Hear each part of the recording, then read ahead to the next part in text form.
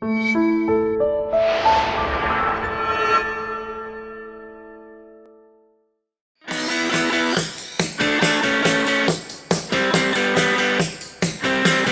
everybody, welcome back to another review, and this time we are talking about Transformers Infiltration by Simon Furman.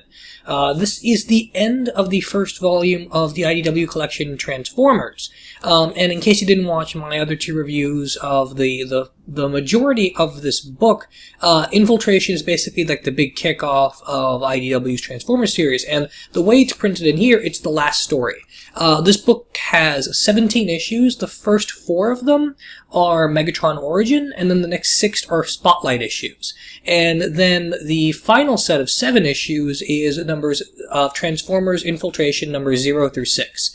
And so the interesting thing here is I can't imagine reading Infiltration without having read at least the Spotlight issues.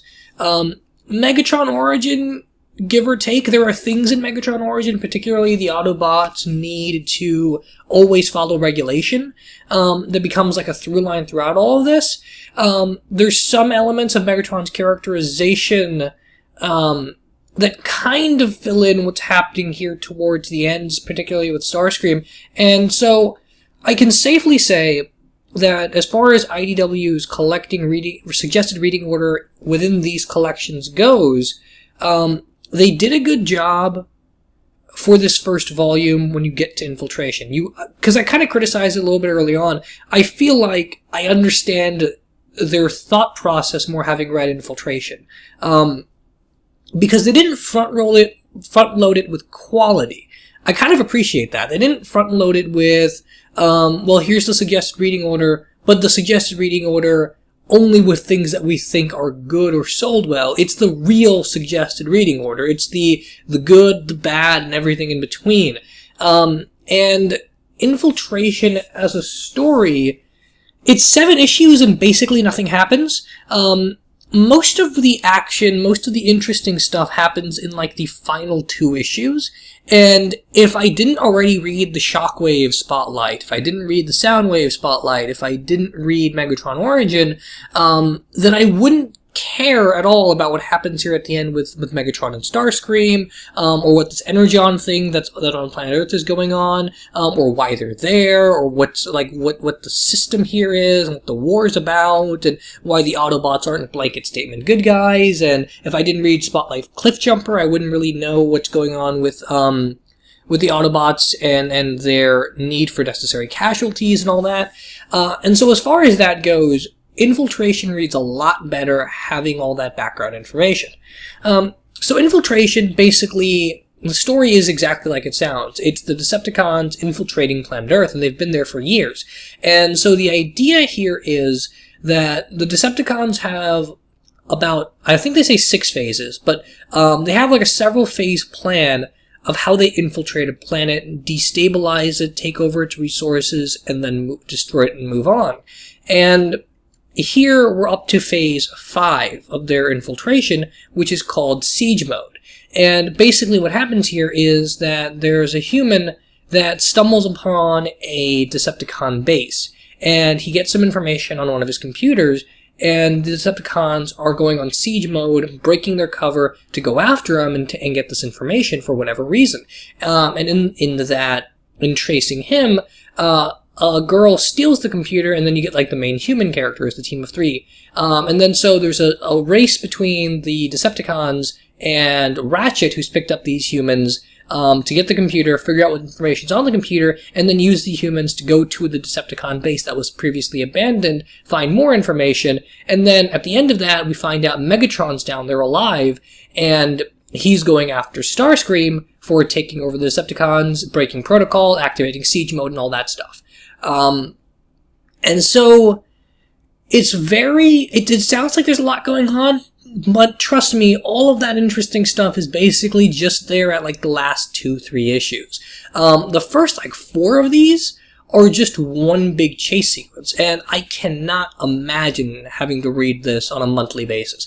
I would just be driven mad after 4 months of having nothing going on in a Transformers comic, to the point where the 0 issue for this, the Transformers only really show up for like the last page and speak once.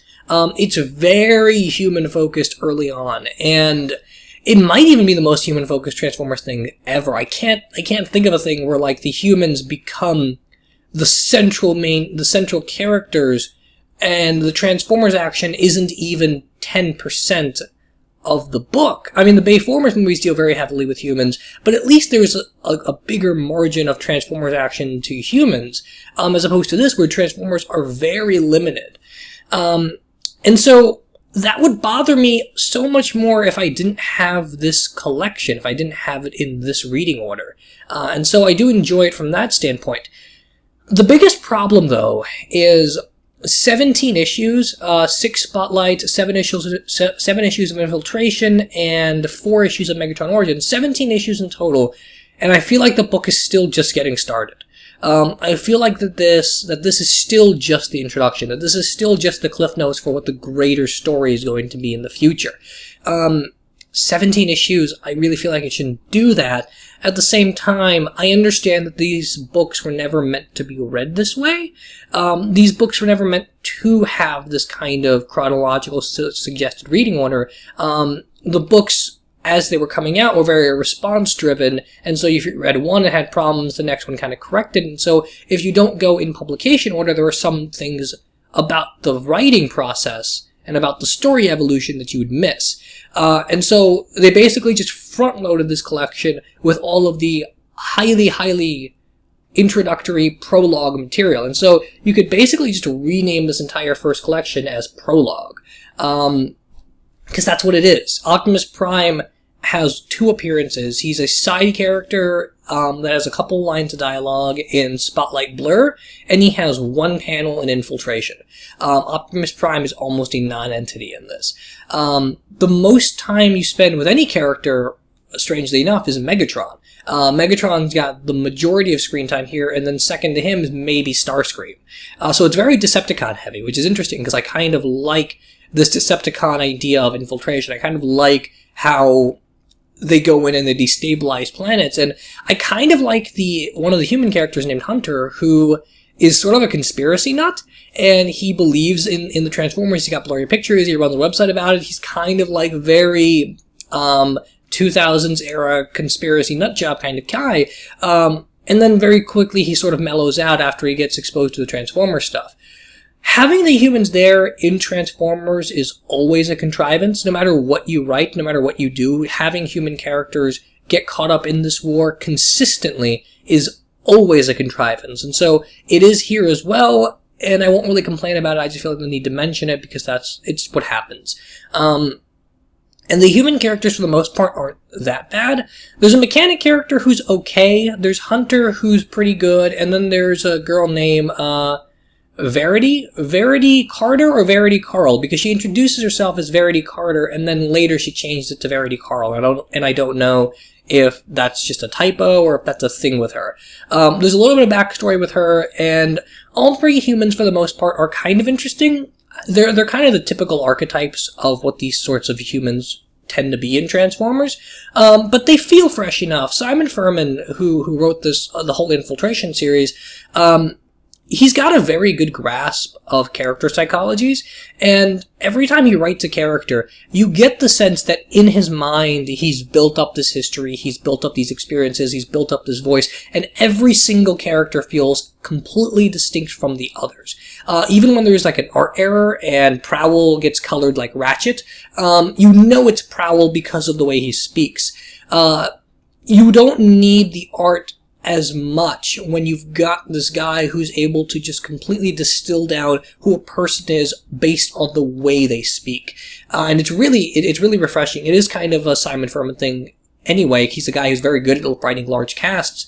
And so I really appreciate that. And despite some of the poor pacing throughout this and the weird contrived plot, it reads really well, and you really do get a sense of who these people are. Starscream is more of the classic Starscream that we know and love, of him just being kind of sniveling and hiding in the background, almost like Iago from Othello kind of type character. And And it's a really interesting way. It's interesting to read classic Starscream, having read Megatron Origin, where he's like Megatron's right-hand man and gives him his cannon arm, and is the guy that's the crux of Megatron's plan that he has to trust the most in order to take over Cybertron. It's really cool having that background for this universe, and then coming in and reading kind of classic Starscream, and knowing that Simon Furman isn't just reinventing Transformers and doing it differently for the sake of doing it differently. He's taking Transformers, he's taking like the essence of it and altering things here and there, and so there's a little bit of assumed knowledge here and there. Some characters speak like characters in every incarnation. A Ratchet here sounds exactly like Jeffrey Combs' Ratchet in Prime, or Ratchet from G1, or Ratchet from Transformers Animated. Like, he's the same character type. It's just a sequence of events in a history that's a little bit different. So it's not a complete reinvention, it's sort of just like a reworking of the canon, which I also really like. However, Infiltration, for the most part, is not a very good story. The plot, like I said, is really contrived when you factor in all of these events that have to happen in order for the siege mode to be activated, how this human found the Decepticon base in the first place, the fact that if they didn't run into these guys, the Autobots would be going nowhere, the fact that they have like a machine set up in order to read the human computer in the first place. They kind of explain it away and say, I had someone build this for me, but even then it's kind of contrived. The plot itself is not groundbreaking, it's not too interesting, but because the book moves at such a quick pace and you read all 7 issues in less than an hour, maybe, just like the rest of this book. In fact, I think you could go through and read all 17 issues, this entire hardcover, in maybe less than 2 hours. It doesn't take very long. But because of that super strong pacing, 7 issues reads just like that, and you're able to talk a little. You're able to like get more of a sense of what's going on and a bigger macro view of things. Again, it does feel like a prologue. It does feel like setup. It does feel like this is a book that is taking its time. It is a slow burn, and it's sort of trying to forge its identity, but is still at the same time very conscious of its history, knows where it's going, and has more of a sense of itself than maybe something like Megatron Origin would lead you to believe. It's pretty good. It's not great. I almost feel like I can't not recommend buying the entire IDW collection, Volume 1. A lot of this book is going to live and die based on what I think of Stormbringer and Escalation and the Spotlights in Volume 2.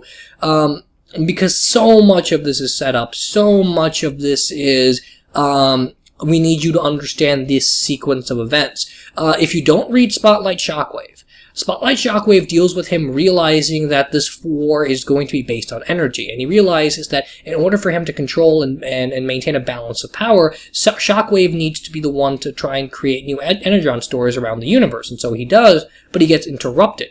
And in getting interrupted, there's like a whole hives of energon around in different planets, including Earth, that the Decepticons would find later. And so the story, by the end of it, the energon that Shockwave is, or that Starscream is using, and kind of the plot that leads to the breaking of the infiltration and getting straight to Stage 5 siege mode, all of that's a result of Shockwave. All that's a result of that story, and then some of that is even still a result of the events of Spotlight Soundwave, which in turn are going to play into the events of Stormbringer.